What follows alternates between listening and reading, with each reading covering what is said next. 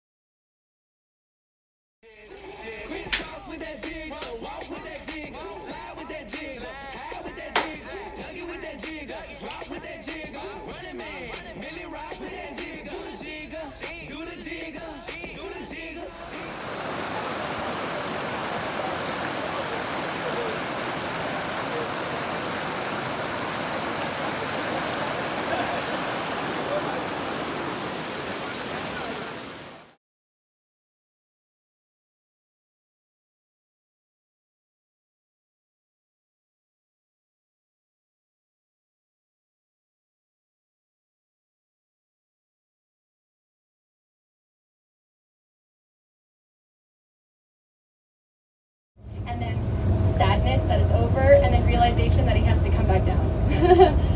And people will use an entire brake pad in one day on their bikes to brake down, going all the way down. But oh, isn't this beautiful? Look at it. I love it when I don't have to drive because I can actually appreciate it too. There are homes up here that we're seeing. We are going to be entering Roosevelt National Forest, so we're not in the park yet. The difference between national park and national forest, I can own private land in a national forest, I can't in a national park. So if I build out here though, in a national forest, I have to meet certain criteria to build my house, environmentally impact type thing. So I have to go through a couple hoops to be like, oh yeah, I'm gonna do solar energy to make up for the land I'm taking away from the wilderness type thing. Yeah, because that's really important here. The land is cheaper? Depends on how close you are to the park. The closer I am to the park. That's blocked. Or maybe that's not a barrier. Maybe it's like a barrier? Yeah, it's pretty flat. So this wall of snow on my left, if anybody get a chance to check out that picture that I have on my phone, this is the wall of snow that was 25 feet high on June 1st. So you can see, just to kind of give you a perspective of how much it's melted off.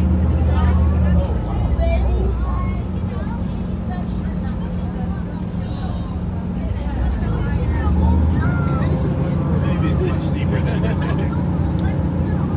It's kind of like 15. As long as you stop yourself like that, some of that. There were people snowboarding at Mount Evans.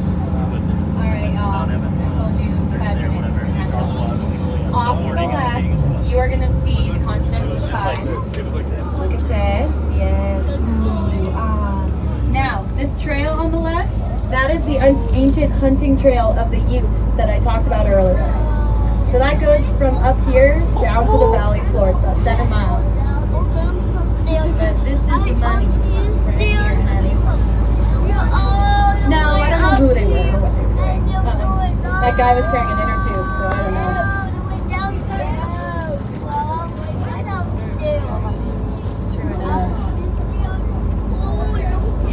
It's not a common thing.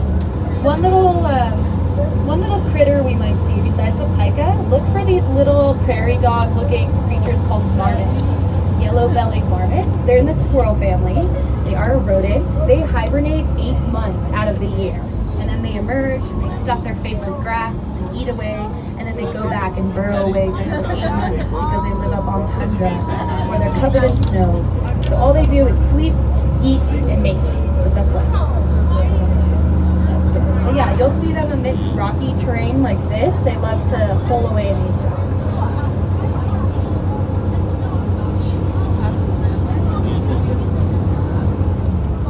Like me on a plane and shit. That's what it feel like. We're climbing on the same attitude.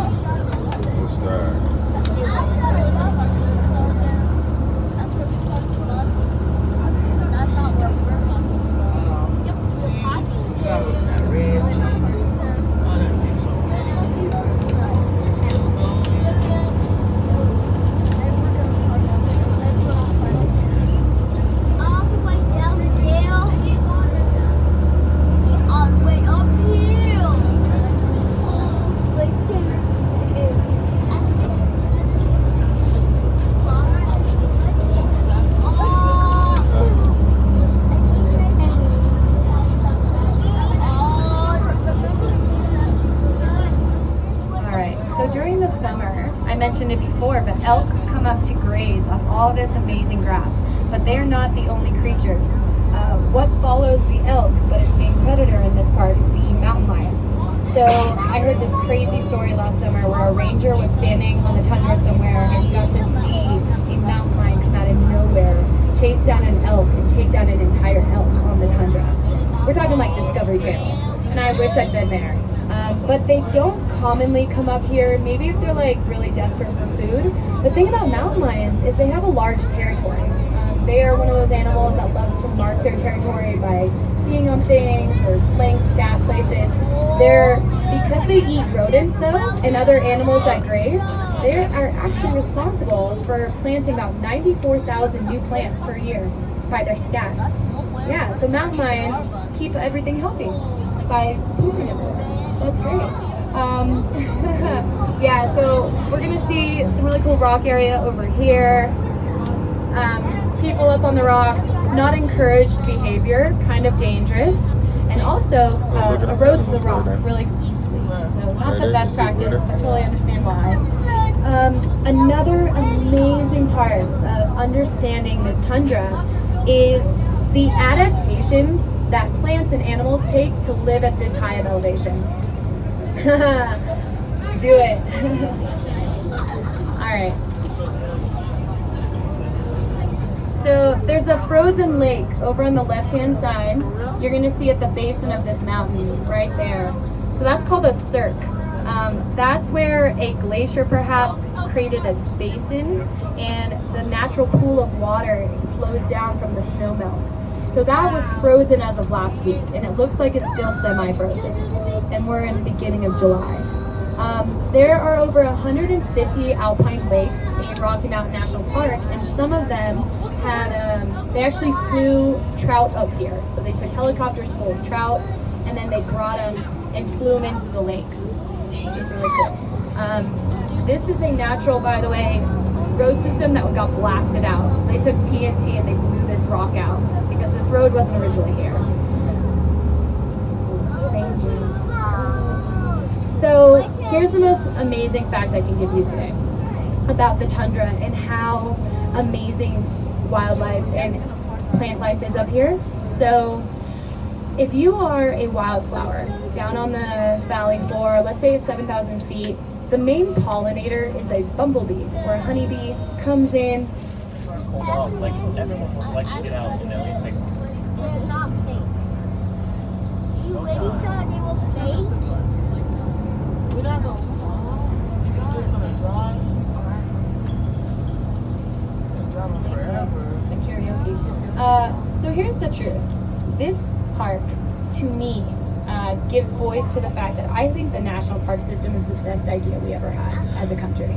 I can't stress enough how much I love my job, showing people, hearing your reactions.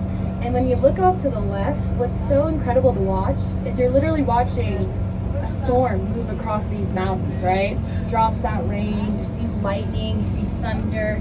It's this overwhelming feeling of being amidst the understated but surreal fact that you're seeing just millions of years of activity, and we're just experiencing it for the first time. So I hope at some point today you give thought to that, embrace the idea that we're really lucky to have park systems like this, and I'm so grateful we're able to go to places like this. This has been named most scenic national park of all 58, so welcome.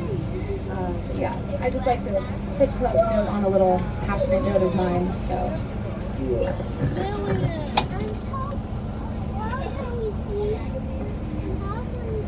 Also, I just wanted to add quickly too, is that last winter was a very low year in terms of snowfall.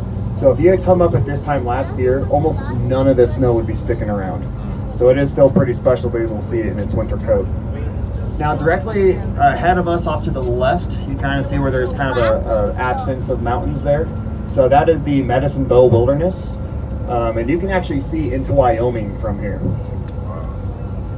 Also, if you look off to our left, down in this big basin down here, this big valley, you'll see there's a little trickle of a stream. See that? Anybody have a guess what that is? That is the Colorado River. So its headwaters are actually up here in the national park. It starts at a high mountain marsh. The ceremonial headwaters that you'll read about are Grand Lake. Grand Lake's on the west side of Rocky Mountain National Park, but it actually starts right up here and it trickles into Grand Lake. So you can straddle the Colorado River right here and then just think that that's the water that's going to go create the Grand Canyon. It's just mind-blowing to me.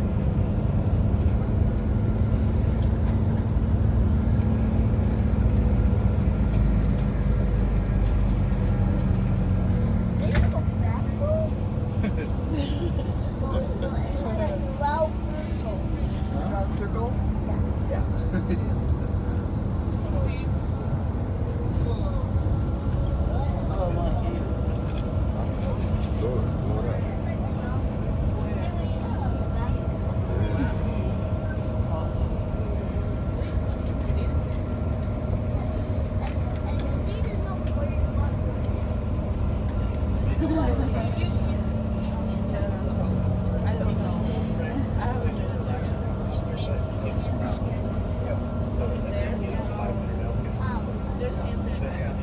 You can't get it to take some pictures.